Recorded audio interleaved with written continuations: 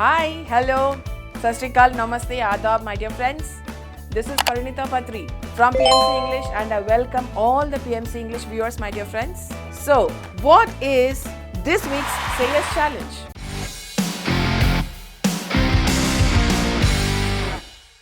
Do you want to know? Let's know about this. So, this week's Say Yes Challenge, my dear friends, is a very important one for our entire life. This is really can bring a lot of value to your life and really enhance your life, really make you evolve. Now, what is the challenge that I'm going to talk about? This challenge, the Say Yes Challenge of the week, is observe your motives, thoughts and speech. You know why? Because unity of thought, word and deed are very important for our life. Self-observation. Now, what is self-observation? You need to observe yourself, just really meditate at that point when you are having intentions, when you are having these thoughts, when you are speaking. This is where meditation will help you, my dear friends. And self-observation also helps you a lot. Self-observation requires practice and being present. It also engenders compassion for us towards ourselves and others through non-judgment. We do not judge anyone through self-observation. The first one is to observe your motives, to check your motives. What is a motive? What is an intention? A motive is something that makes you act in a certain way. With an honest approach and self-reflection, you can authentically determine what your motives are behind every action. And why should I observe motives? Why should I observe my intentions? Because motives can set you up for success or failure, happiness or despair. Ask yourself if the motive behind an action is negative or positive. If it's negative, then seeking fame, selfishness, seeking approval from others, these are all negative.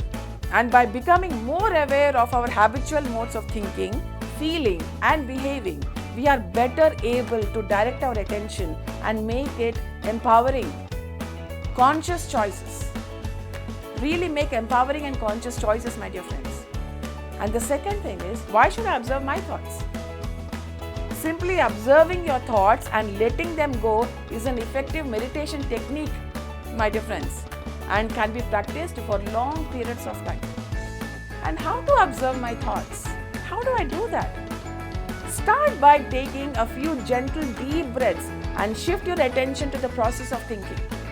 Notice each thought come and go like clouds floating through the sky.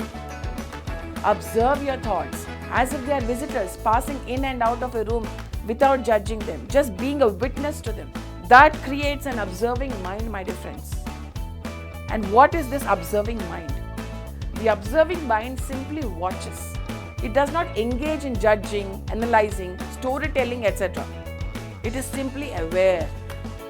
With nurturance, we can become better at it despite the mind's resistance. Then we come to the purification of our speech. This Vakshetra, what we call in Sanskrit, is very important. And the first step in spiritual discipline is cleansing of speech. Misunderstandings arise out of words spoken carelessly. Filtering your speech is very important, because physical wounds may be healed but not emotional wounds caused by your tongue. So, and the 10 commandments of the tongue. I want to tell you the 10 commandments of the tongue, my dear friends.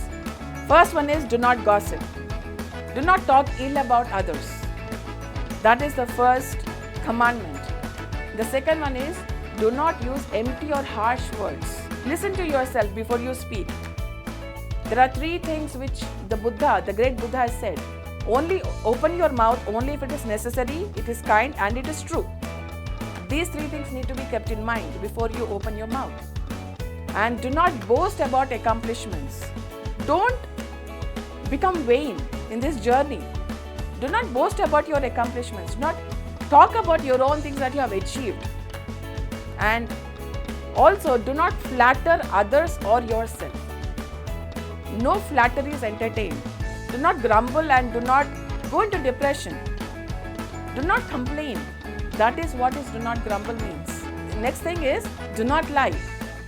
And then do not backbite. And also do not mock or make fun of anyone. Do not swear, my dear friends. And do not argue in anger. Because we keep saying so many words that are out of control when we are in anger. And adapt this watch method, my dear friends. Watch your words, watch your actions, watch your thoughts, watch your character and watch your heart, as said by the great Satya Sai Baba. So my dear friends, that is your Say Yes challenge of the week. Observe your motives, thoughts and speech. And I'll see you again next time with yet another incredible challenge. So till then, ciao.